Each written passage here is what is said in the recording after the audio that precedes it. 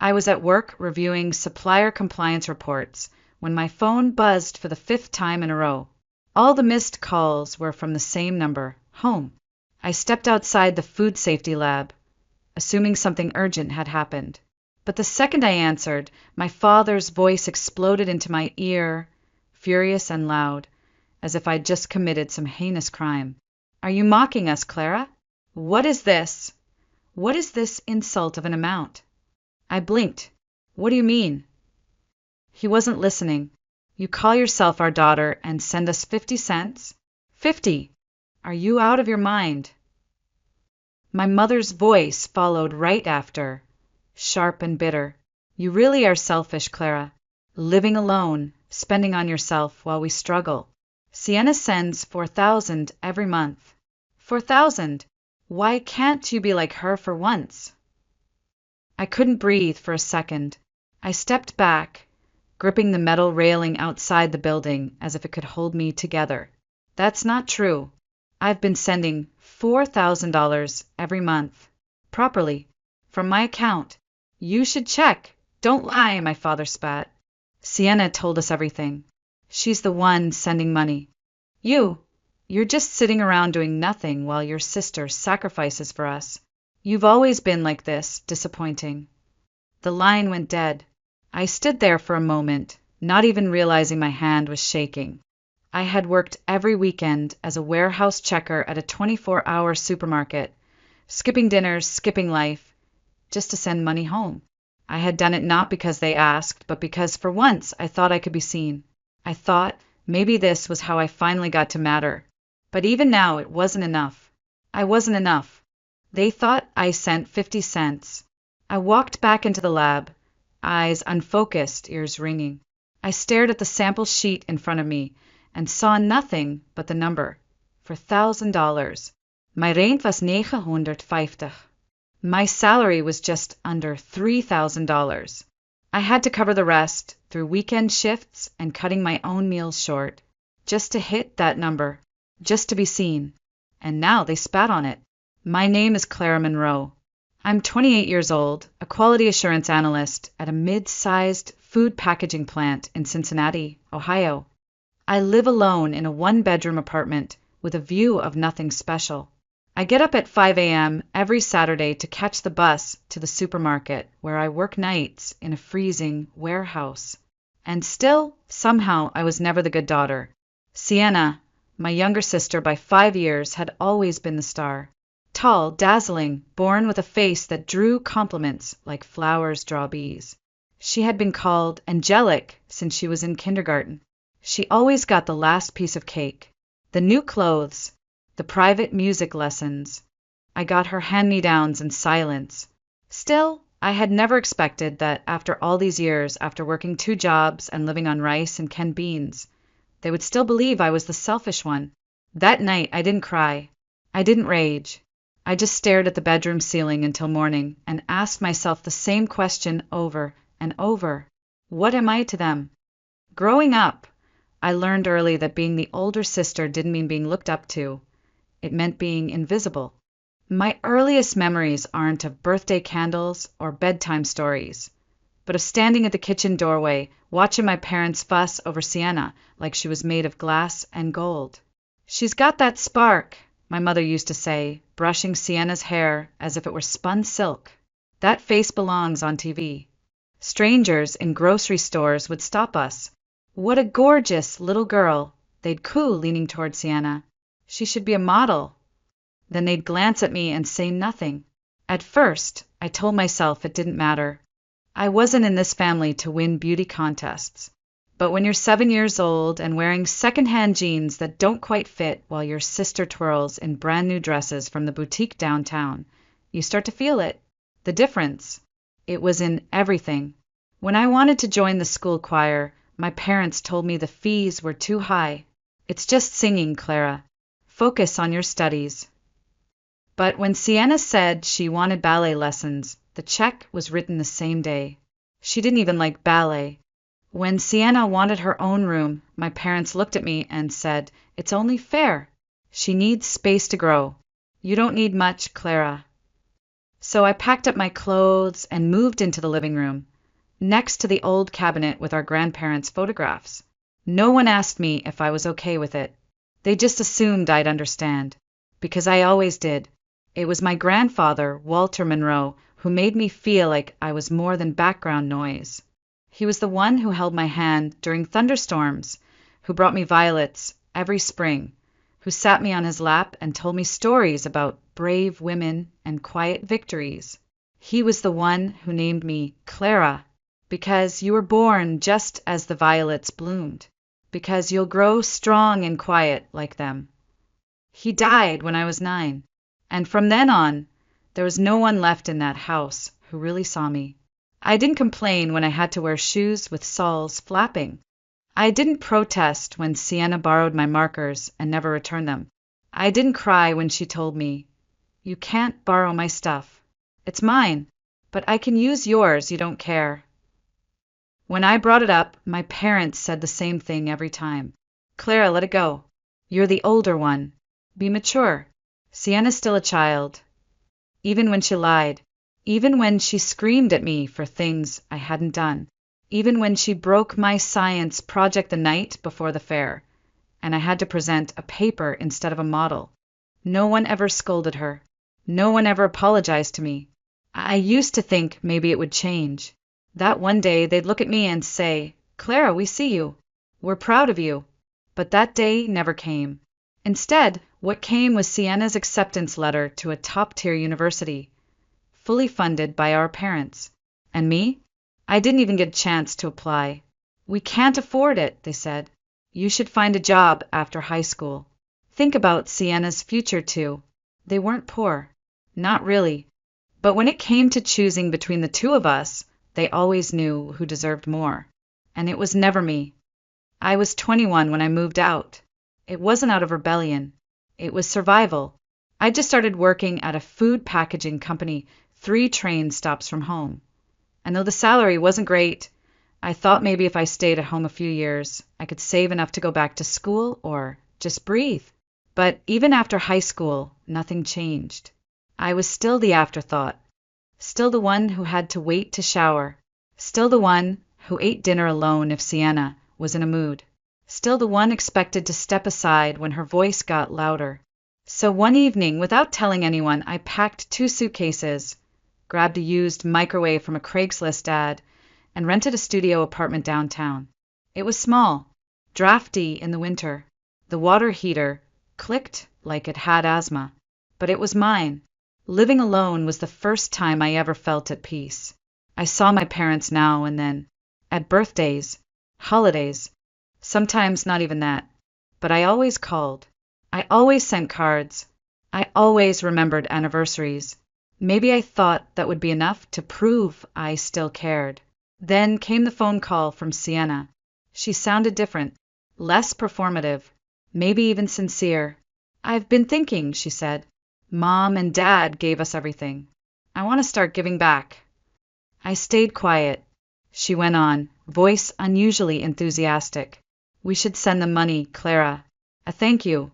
Just $4,000 a month. Between the two of us. I mean, I'll cover most of it. I make more than you. But I thought we could do it together." For 1,000? That was more than I paid in rent and food combined. I hesitated. "That's a lot, Sienna." She giggled. "Modeling pays well, you know. I've been doing some influencer gigs too. And anyway, I think Mom and Dad would be really touched. We could surprise them. Oh, and let's send it under a fun name. Maybe Rain. So they won't know right away." I didn't understand the point of the secrecy, but something about her tone, hopeful, bright, made me want to believe. That maybe Sienna was finally growing up. That maybe this could be our shared olive branch. I agreed. That night, I opened a joint transfer app and scheduled $2,000 for my savings to go out the next morning. My salary was just shy of $3,000. That meant I'd have to find another $1,000 every month. So I picked up a weekend job at a nearby supermarket, night shift in the stockroom. It was cold in the winter, humid in the summer, and smelled faintly of onions and bleach. I stopped ordering takeout. cut my phone plan, sold my bike. Anything to keep the numbers working. There were nights I came home, peeled off my uniform, and collapsed onto the mattress without changing clothes. I set alarms to study for a small business consultant certification, hoping I could climb up at work and eventually make more. But every time I felt the ache in my back, every time I counted coins at the register, I told myself it was worth it. This is how you prove you love them, Clara. This is how you earn your place. And so every month, without fail, I sent $2,000. Signed from Clara Monroe. The other $2,000, I assumed Sienna was sending it too. That's what we agreed. That's what I believed.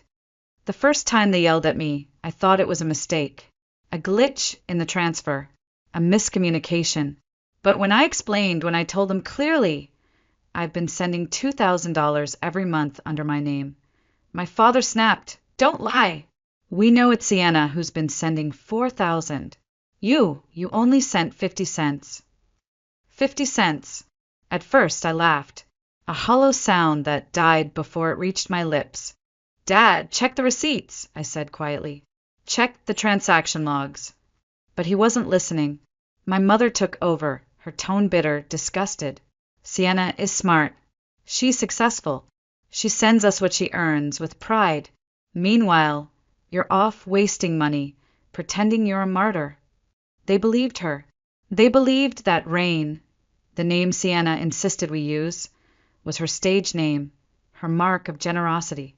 And when they saw the other, transfer, mine labeled clearly as Clara Monroe, they assumed it was the insult, the joke, the spare change I threw at them to save face. I remembered, then, the way Sienna had laughed when she picked that nickname. Let's send it as Rain. You know, something pretty. It hadn't been about being pretty. It had been about stealing the spotlight. Again, before I could say another word, my father shouted, "We don't need your mockery. Keep your 50 cents. And then they hung up. I sat in silence.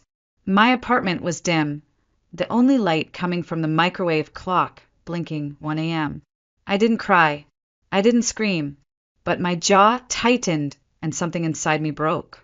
I needed to know the truth. The next morning, I called Harper. Harper Lee wasn't just my high school best friend. She was one of the few people I trusted in this world. She worked in consulting now, sharp as ever, with a voice like a scalpel. If something was off, she'd find it. We met for lunch at a diner near her office. I hadn't even finished telling the full story when she leaned back in her chair, arms crossed. Clara, you're too kind. That's your problem. You've been bleeding for a family that would never even give you a Band-Aid. I blinked. She went on, voice low, deliberate. Let me ask you something. Your parents, are they really broke? Or are they just used to guilt-tripping you into giving them money? I mean, they said there were debts from raising us. Harper scoffed. You didn't even go to college. Sienna got the degree. The new clothes. The room to herself. What part of the spending was on you? I didn't answer. Harper leaned closer. Do you even know what Sienna does with her money? Or if she even makes money? The words sat in my stomach like ice. Later that night, Harper called again. Her voice was flat. I asked around. Sienna doesn't have real gigs, just scraps from online catalogs. She posts throwbacks to old shoots to make it look like she's working. And get this, someone told me she's been telling her friends, my sister supports me. I don't even need to work full time. My throat went dry. Also, Harper added, your dad? He's not working full shifts. He's been spotted at that sketchy casino outside town. And your mom? She's been bragging about her new designer bag. Gucci, I think. Everything inside me burned. I had starved, worked in freezing warehouses, sacrificed sleep, weekends, and peace for them, and they used that money to gamble, to shop, to lie. That night, I stopped the payments, and I promised myself I would never give them another dollar, not unless they knew what it cost me to earn it. 2 months passed. I ignored the calls, the texts, the guilt-laced voicemails from my mother. I blocked Sienna on every platform. Silence was the only language I had left, and for the first time it felt powerful. Until one morning, just past 8 a.m., my phone rang again. I don't know why I answered. Maybe I was ready. Maybe I wanted to hear it. "Clara!" Sienna barked. "Why haven't you been answering? Why did you stop sending money? Are you out of your mind?" She sounded frantic. Not angry, panicked. "I'm already drowning in expenses. I told Mom and Dad it was from both of us, and now they think I lied." There it was, the truth she had danced around for years. "You did lie," I said flatly. There was silence. I continued, calm and slow. "You said it would be our gift. Equal. You never told them I was the one sending the money. And now you're mad because your story is falling apart." She started to speak, but I didn't let her. "Do you know how many weekends I spent in a freezer just to send that money? While you were getting facials and throwing influencer brunches." More silence. "I know about the debt," I added. "Or should I say the lack of debt? There never was any, was there?" She tried to deflect. "You don't get it. The modeling world is brutal. I'm doing my best." "No, you're not," I said. "You're doing what you've always done. Using people." Then I hung up. But the fallout was only beginning. A week later, my parents showed up at my apartment without warning. Sienna was with them. Their faces were drawn, tired, but their eyes lit up the second I opened the door. "Clara, there you are!" my mother exclaimed, like this was a reunion, not a reckoning. "We've been trying to reach you," my father added. "We need your help, just a little loan, to get us through this rough patch." Sienna stood behind them, lips trembling. "Please, I made a mistake. I thought I could pull it off. I thought the new agency was real." I stared at her. "What agency?" She looked down. Then it all spilled out. Sienna had been scouted, so she thought, by a premium talent agency in New York. They promised her a lead role in an indie film and a contract if she could pay an entrance investment fee. So, naturally, she asked our parents for help. My father gave up his early retirement fund. My mother took out a personal loan. Sienna wired the money. And then silence. No one from the agency ever called back. No contract. No contact. It was a scam. And they'd lost everything. The house had to be sold to cover the loan defaults. They moved into a crumbling apartment complex on the east side of town. My father picked up temp jobs to stay afloat. My mother started cleaning offices.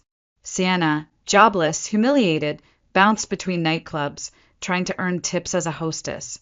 But her attitude made her impossible to keep. They had come to me as a last resort, and I looked at them like strangers. You threw away my trust. You chose her lies over my reality, and now you want my help. My mother flinched. My father's jaw tightened. Sienna whispered, "Please, Clara, we don't have anyone else." I stared at them a long time. Then I said without blinking, "Before you come to me, go to the police. Go to a therapist. Go to the mirror." And then, for the second time that year, I closed the door in their faces. The knock came again, louder this time, more desperate. I didn't answer.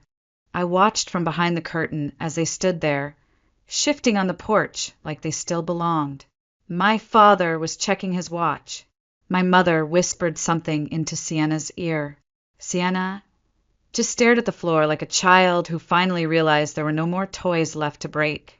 Eventually they left, but not before sliding an envelope under the door. Inside was a single piece of paper, hastily written. "No, dear Clara. No, we're sorry." Just a list of numbers. And a final line scrawled at the bottom. "We'll use your grandfather's savings if you refuse to help. Consider this your last chance." My blood went cold. That money wasn't theirs. It wasn't even for them. Grandpa Walter had left it in a trust in my name when he passed. He'd seen something in me back then. Something he wanted to protect. Something he wanted to survive. And now they wanted to rip even that away. I didn't hesitate. I went to the bank the next morning and transferred the entire amount into a secured investment account under legal lock. I changed my number. I notified my landlord not to forward anything from unknown senders. I deleted every old voicemail, every text, and then I breathed. It wasn't just about money anymore. It was about finally standing up and saying no more. No more pretending. No more trying. No more believing that if I just loved them harder, they'd eventually see me. They never would. I wasn't their daughter. I was their resource, their afterthought, their backup plan when Sienna's charm failed to cash out. So I stopped playing the role. I stopped answering to the version of Clara they'd created in their heads. Weeks passed, then months. The silence became comfort, not punishment. I focused on work. I took the certification exam I'd been studying for and passed with top scores. Harper helped me apply to a new consulting firm in Columbus, bigger, better pay, with actual opportunity for growth. They hired me as a team leader. I moved into a sunlit apartment near the river, the kind with hardwood floors and a little balcony where I could grow violets, just like the ones Grandpa loved. One afternoon, as I was unpacking a box of books, my phone buzzed. It was a message from Harper. "You've come a long way. I hope you see that." I stared at the screen for a long moment. Then I replied, "I do. For the first time. I really do." And I meant it. 5 years later, I would think back to that day as the real beginning of my life. Not the day I graduated, not the day I moved out, but the day I chose myself, the day I let them go, and watched myself rise in the silence they left behind. 5 years. That's how long it had been since I last heard their voices. In that time, I got promoted twice.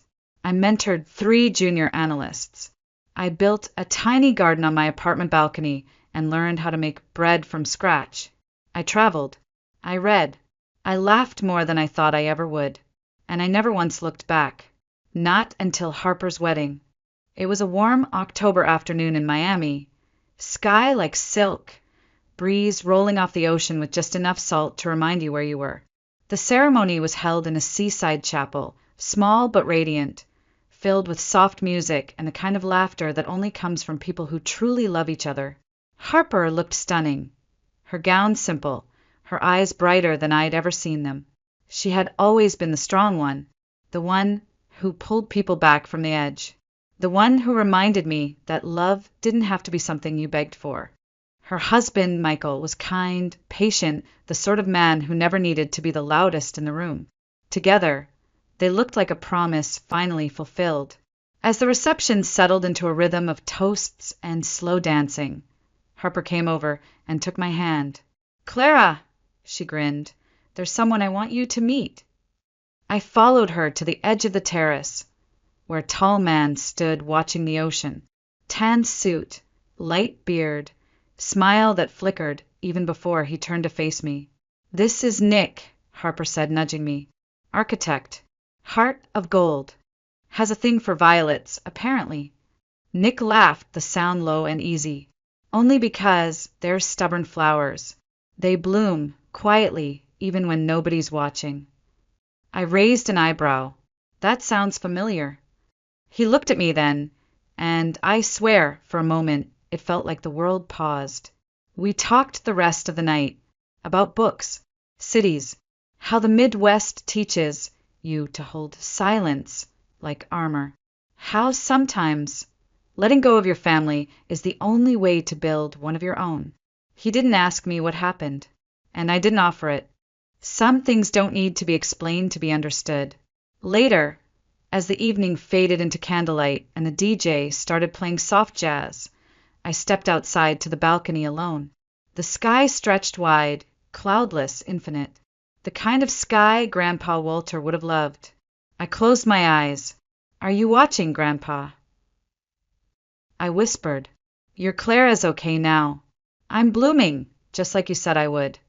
Somewhere in the distance, a bell rang softly. I smiled. Maybe this wasn't revenge. Maybe it was just freedom. And maybe, just maybe, that was the most powerful ending of all.